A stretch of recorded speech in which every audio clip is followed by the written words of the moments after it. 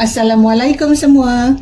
Hari ni Mami nak share resepi Portuguese egg tart. Style Mami lah Mami gunakan puff pastry untuk pastry dia, okay? Mami tak buat sendiri pakai puff pastry. Tak kisahlah brand apa. Nanti Mami tunjukkan macam mana Mami gunakan puff pastry ni Okay, sekarang Mami tunjukkan custard dia dulu. Okay, custard dia Mami ada 3 biji telur, 3 biji kuning telur, 80 gram gula custard, sedikit vanila nanti. Dan di sini Mami dah tercampur tadi Mami punya susu 300 ml. Mami pakai susu full cream UHT ni dengan whipping cream ni dalam 200 ml. So total 500 ml. Okay, ya, ini saja bahan-bahan untuk custard dia. Sekarang Mami tunjukkan macam mana Mami bancuh.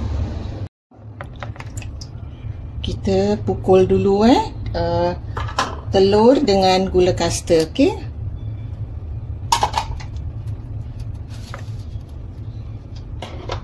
Mami tak masak macam ada orang dia masak semua Mami tak masak. Mami just bancuh je, buat custard macam biasa. Okay, kita pukul dia sampai betul-betul dia macam gula larut. Telur dia pun macam tak bergentil-gentil telur, kuning telur kadang ada macam dia tertinggal gitu. Tapi tak boleh, kita jangan pukul sampai dia berbuih, okay? Okay, kita dah boleh masukkan krim dengan susu tadi masukkan je. Ada macam pantang-pantang ni tak boleh, tu tak boleh, tak ada. Mami buat macam biasa je. Okay, bancuh sampai betul-betul you rasa gula dah larut, baru you stop, okay? Okay, dah tu you masukkan vanila lah. Mami masuk agak-agak je, tak banyak sangat.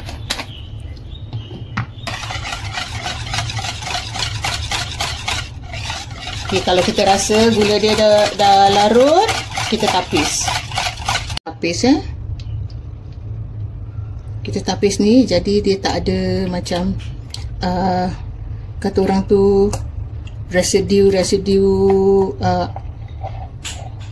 telur mesti ada macam kuning telur, especially dia ada macam ketulan gini. Nampak ini selalu kuning telur. Kita dah saringkan, lepas ni kita simpan dulu dalam fridge lah. Ni sekarang kita buat pastry dia pula Okay, ni Mami gunakan casing pakai buang ni yang saiz Mami tak tahu nama dia saiz berapa lah tapi yang untuk macam Portuguese egg tart, okay? Dengan Mami gunakan ni tempat telur, goreng telur ni Mami kirakan gunakan benda ni je pasal Mami tak ada cetakan bulat gitu dan kita gunakan sedikit tepung kita perlukan ni untuk dusting bawah pastry ni okay, sekarang Mami tunjukkan. Kita letakkan sedikit tepung dulu di bawahnya. Kita ambil satu pastry ni kan. Lepas tu kita letakkanlah atas bawah. Make sure dia dah, nak katakan dia lembik sangat tidak Kita giling, kasih tipis lagi sikit.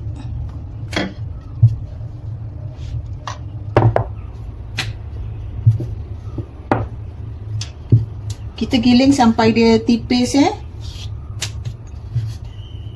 jangan sampai pecah.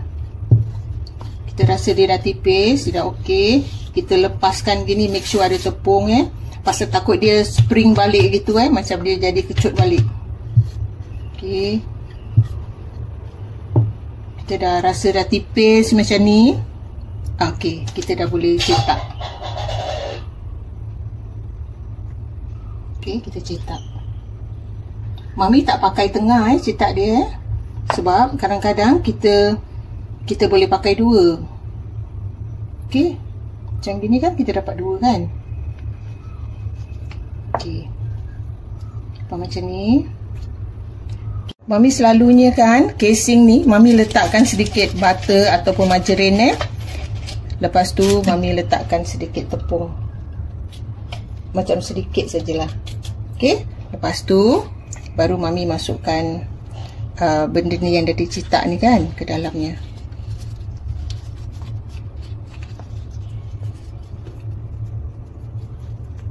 you boleh pakai gadget yang ada ni Okay, you dah masukkan kan. You must make sure dia melekat dekat dengan aluminium dia. Ataupun you boleh pakai ni, gadget ni. You inilah, tekan-tekan dulu di bawahnya. Pasal yang ni tak muat. Yang ni kirakan boleh anu tepi saja. Macam apa, make sure dia melekat dekat tepi dia. Okay. Kalau you rasa dah okay, you dah boleh lah, buatlah. Sampai banyak mana yang you dapat daripada pastry you. Yang belen-belen pastry ni you tak boleh gulung, okay? You tak boleh gumpal, okay? You kena atur, okay? Macam Mami buat ni Kalau nampak yang kecil-kecil ni, kita masukkan kat tengah-tengah Lepas tu kita ambil lagi yang mana kita giling macam ni lipat. Kira timpa-timpa baru kita giling gitu Kita tak boleh kata orang tu macam gumpal-gumpal dah tu kita nak giling balik, tak boleh. Nanti dia tak ada layer. Okey, macam Mami dah buat gini kan. Agak-agak dah tipis. Kita cetak balik lah. Okey. Kita tak boleh, jangan buang, sayang. Okey, kita dah dapat macam, kalau macam you rasa you punya ni tak berapa cantik, you giling lagi, okey.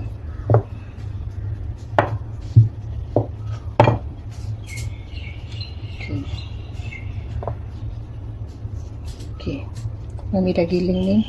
Kadang-kadang dia macam gini memang macam gitu, tapi nanti you tolak-tolak sendiri, okey. Sementara you prepare dia punya pastry ni, you hidupkan oven, okey, 180 darjah. Okey, Mami tunjukkan yang ini dia dah okey, okey. Mami dapat rata Yang kalau yang tak rata macam ni, you nampak tak dia ada atas-atas dia gini kan? You make sure bawah dia tak ada angin. Lepas tu you potong lah. Okey, you potong.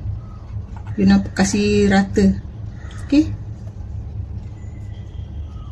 Ada orang kan dia nak cantik je gitu. Kalau you tak kisah, tak apa. Okey. You agak-agak macam ni. Dah lah. Okey, you kasih rata je macam ni semua ni kan, yang ada terkeluar-terkeluar ni. Okey. Potong aja. Tapi make sure dia tak spring back, okey, macam yang apa tu, yang dia kecut balik Kalau yang kecut balik tu tak boleh lah. Dia termasuk. Okey, you dah adjust gini. Dah lah. Okey.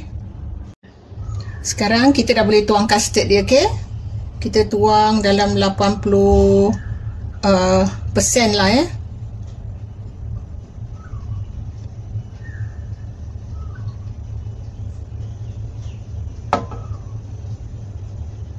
Kita tuang sampai habis, nanti baru kita bakar. Kita bakar dalam Mami rasa dalam 40 minit, 45 minit gitu. Okey, nanti Mami time juga, okey.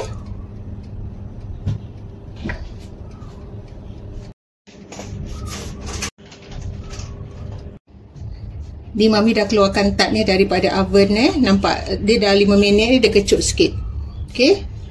Ni Mami bakar dalam 42 minit. Tapi it depends on your oven juga Kalau dah hitam gini, you angkat lah.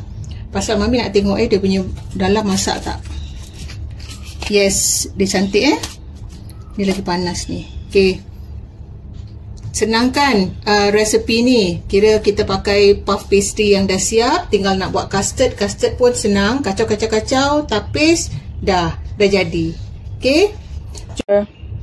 Okay, Mami tadi tak cakap yang kalau masa you bakar tu, you nak ada macam hitam-hitam ni, macam Portuguese egg tart punya custard ni, you kena alihkan bila last 5 minutes tu, you taruh dekat kirakan tingkat yang atas dalam oven tu.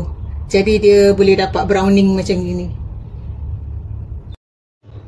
Okey, inilah hasilnya Mami punya Portuguese egg tart gunakan puff pastry jangan lupa cuba, okey. Resepi Mami yang ni simple kan, dah halfway done for you. Macam pakai pastry dah siap, tinggal custard aja you buat.